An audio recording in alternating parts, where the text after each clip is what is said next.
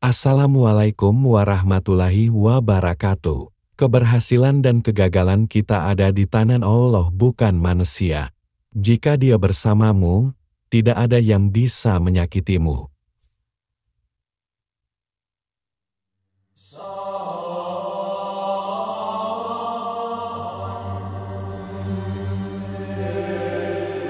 Dahulu kala, sebelum bumi dipenuhi dengan nyanyian kehidupan, dan langit malam diterangi oleh cahaya bintang, tersibatlah kisah tentang manusia pertama, dan pasangannya yang telah terlupakan. Cerita ini membawa kita kembali ke surga, di mana Nabi Adam dan Lilith, sepasang makhluk yang diciptakan dari tanah yang sama, penghuni surga yang abadi. Dikisahkan oleh Nasaruddin Umar, yang termaktub dalam Jurnal Pemikiran Islam para Madinah, terdapat kisah yang melintasi sejarah dan tradisi Islam. Kisah ini mengandung unsur Israiliyat dan legenda yang diwarisi turun-temurun.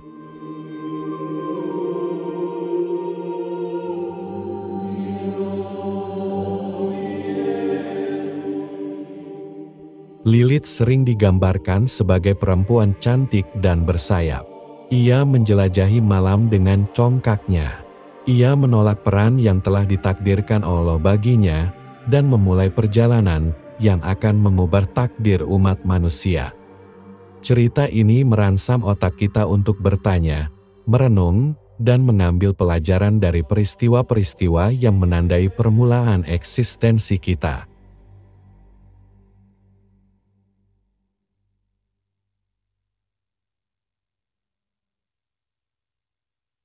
Di surga yang abadi, bertabur keindahan dan damai. Tuhan menciptakan Nabi Adam dan Lilith dari sumber yang sama. Allah memberi mereka nyawa di sebuah taman yang menebarkan bau harum semerbak. Mereka adalah cikal bakal umat manusia. Di sorga, mereka hidup dalam keserasian, kebersamaan, dan penuh cinta. Asal-usul mereka yang sama dari tanah memberikan pengertian kepada mereka bahwa mereka berdua adalah sederajat, mempunyai hak dan kedudukan yang sama untuk mendiami dan merawat surga.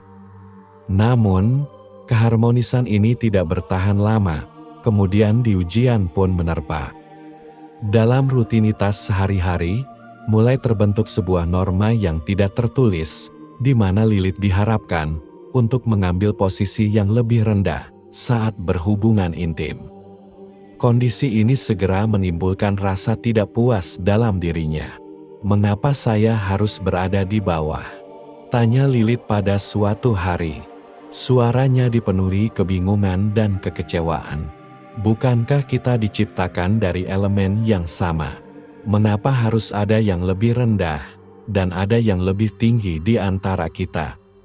Adam, yang tidak terbiasa dengan konflik, mencoba menjelaskan, ini hanya tata cara kebiasaan saja, bukan tentang posisi atau status. Namun, penjelasannya hanya menambah bara di hati Hawa, yang sudah dibakar api amarah. Tidak lama kemudian, dengan amarah yang tak terbendung, Lilith menolak untuk menundukkan diri pada tradisi yang ia anggap tidak adil. Saya tidak akan tunduk, ujarnya dengan tegas. Saya lebih baik sendiri daripada merendahkan harga diri saya. Adam, yang merasa tantangan ini tidak bisa diterima, mencoba segala cara untuk membujuk Hawa agar menjalani kebiasaan yang sudah ada. Namun, ketika usaha diplomatisnya tidak membuahkan hasil, dia beralih ke siasat untuk mencapai tujuannya. Hal ini menyebabkan Lilith berada dalam posisi yang tidak dia inginkan, dan bahkan mengakibatkan kehamilan. Rasa kecewa Lilith berubah menjadi amarah yang mendalam. Saya tidak akan berdiam di tempat yang tidak menghormati kesetaraan saya, ucapnya dengan nada dingin penuh kemarahan. Tanpa ragu, dia meninggalkan surga dan mencari perlindungan di Laut Merah, tempat di mana ombaknya seolah-olah memahami dan merasakan luka hatinya. Adam yang ditinggal pergi oleh Lilith, merasa seolah kehilangan sebagian dari jiwanya. Dengan hati yang remuk, ia memohon kepada Rabb-Nya. "Ya Rabb, tanpa Lilith, surga ini bagiku bagaikan penjara.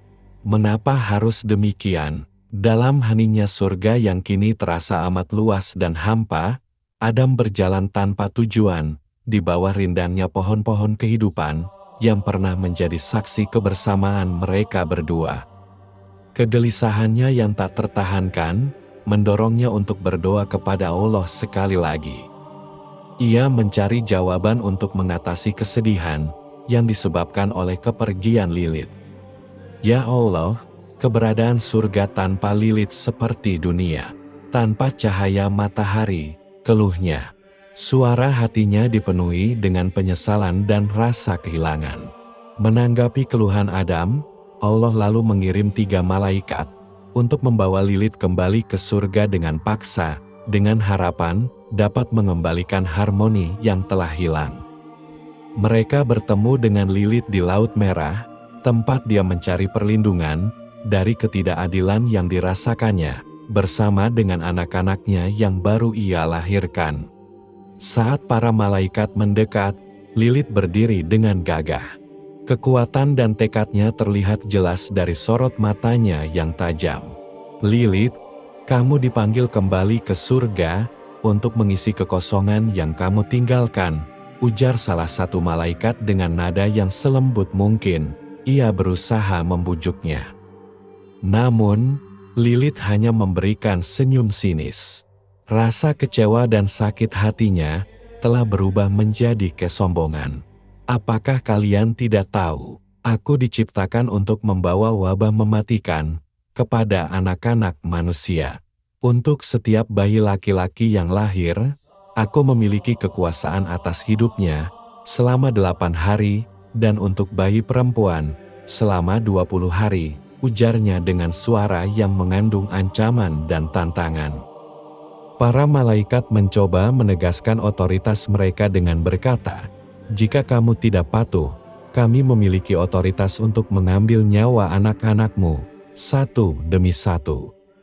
Dengan keberanian yang muncul dari kedalaman rasa sakit di hatinya, Lilith menjawab, "Jika kalian ingin membunuh mereka, lakukanlah sekarang.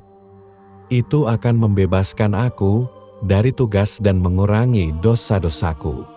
Kata-kata Lilith mengejutkan 3 malaikat tersebut. Meskipun mereka dianugerahi kekuatan ilahi, mereka mendapati diri mereka tidak dapat mengalahkan kebebasan yang telah diberikan kepada Lilith. Dengan penuh kekecewaan, mereka kembali ke surga tanpa hasil, menyampaikan kabar tentang tugas mereka yang menemui kegagalan.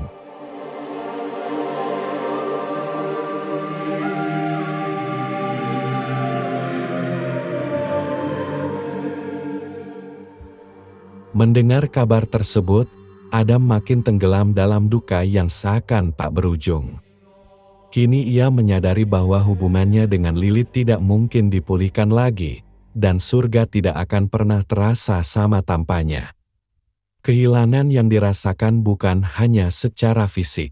Ini adalah kehilangan akan harapan, persahabatan, dan sebagian dari jiwanya yang tak mungkin tergantikan.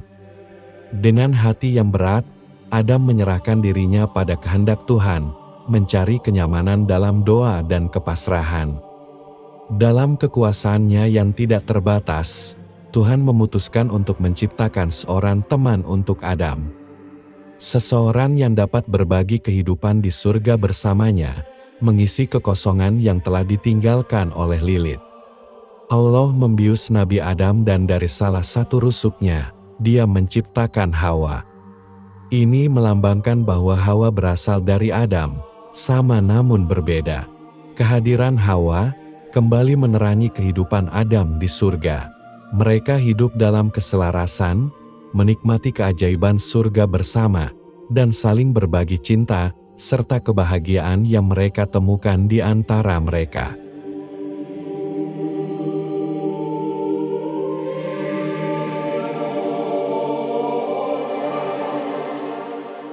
Namun, dari kejauhan ada mata yang terus menawasi dengan rasa iri.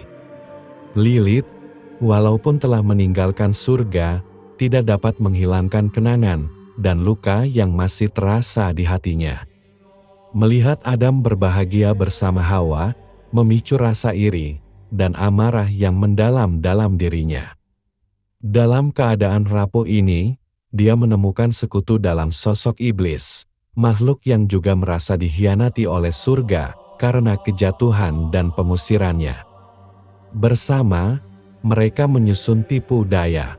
Iblis mewujud jadi ular, ia menggoda Hawa dengan rayuan yang memikat, menjanjikan kekuasaan, pengetahuan tanpa batas, dan kehidupan yang abadi.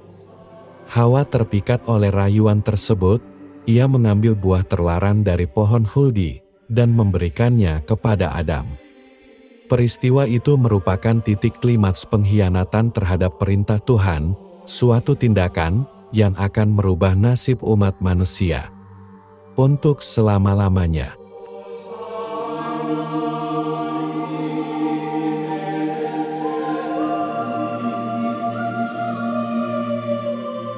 Ketika Tuhan menyadari apa yang telah mereka lakukan, murka-Nya tak dapat dihindari.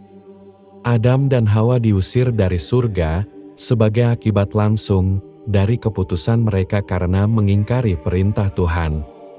Mereka kini harus menghadapi dunia yang keras dan tak bersahabat, jauh dari kedamaian dan ketenangan surga yang dulu mereka nikmati.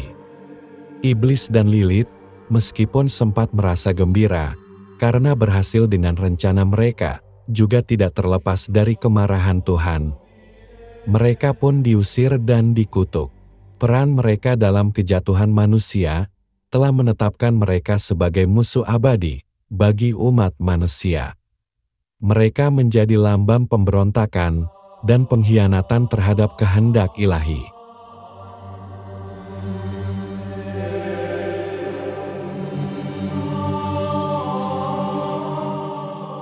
Dalam rasa sakit dan penyesalan, Adam dan Hawa memulai kehidupan baru, jauh dari surga yang telah mereka tinggalkan. Meskipun cerita ini dipenuhi dengan pengkhianatan dan kehilangan, ini juga merupakan awal dari pengembaraan panjang umat manusia. Ini adalah kisah tentang cinta, penebusan, dan harapan akan kesempatan kedua.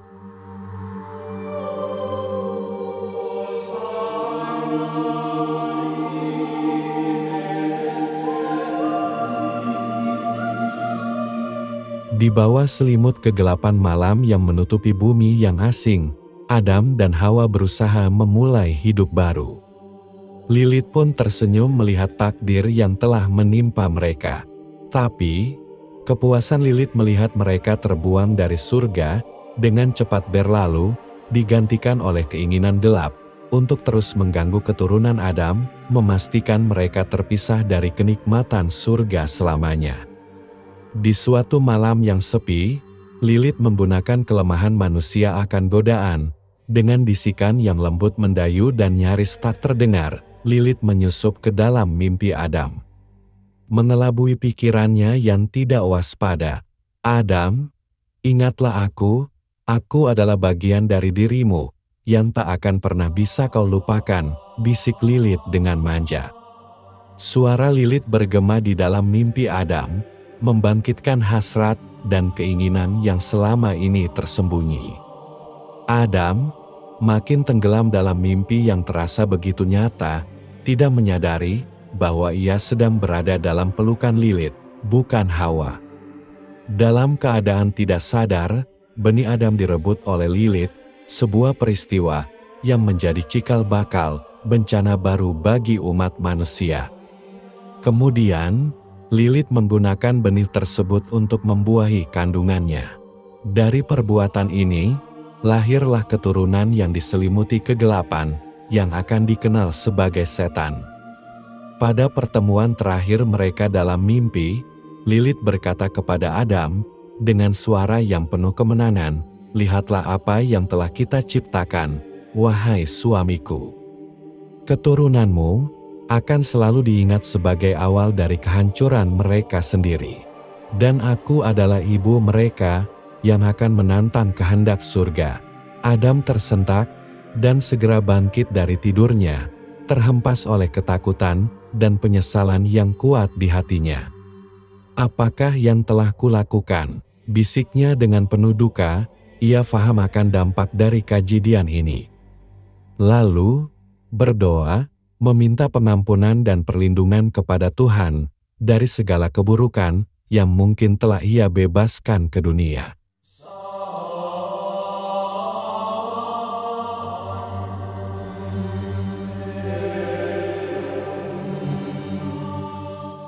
Dan betapa terkejutnya Nabi Adam, ia melihat air maninya bercampur dengan tanah. Ketakutan muncak dalam dirinya, kini ia makin menyadari satu hal, bahwa mimpi basahnya akan mengubah dunia. Di depan matanya, air maninya, perlahan tapi pasti, mulai membentuk wujud yang aneh. Itulah Yajuj dan Majuj. Mereka muncul sebagai wujud yang suram dan menakutkan, tak seperti apapun yang pernah disaksikan sebelumnya. Dalam kesempatan itu, Nabi Adam mengerti bahwa eksistensi mereka akan menimbulkan rasa takut dan kekacauan di kalangan manusia. Dengan ketegasan, beliau memilih untuk mengasingkan Yakjuj dan Majuj ke suatu tempat di pegunungan, tempat mereka dikurung untuk waktu yang tidak ditentukan. Namun, setelah perenungan yang lebih mendalam, Nabi Adam mengungkap sebuah kebenaran yang lebih mendasar, bahwa Lilith merupakan sumber kegelapan yang menyelimuti Yakjuj dan Makjuj. Di tengah kekacauan yang tercipta akibat pengkhianatannya, Lilith memulai peran baru sebagai vampir. Sebagai entitas pertama yang merasakan keabadian, melalui jalan yang paling kelam, ia menyusuri kegelapan malam. Mencari mangsa yang paling rentan, bayi-bayi manusia. Dengan hati yang sudah lama terasing dari rasa kasih, ia tidak lagi melihat mereka sebagai makhluk yang tak bersalah, melainkan sebagai sumber energi yang akan memperpanjang eksistensi terkutuknya. Tetapi, terdapat satu rintangan yang menjadi penghalang keserakahannya, sebuah amulet yang mengandung nama-nama malaikat yang telah menyampaikan pesan surgawi kepadanya.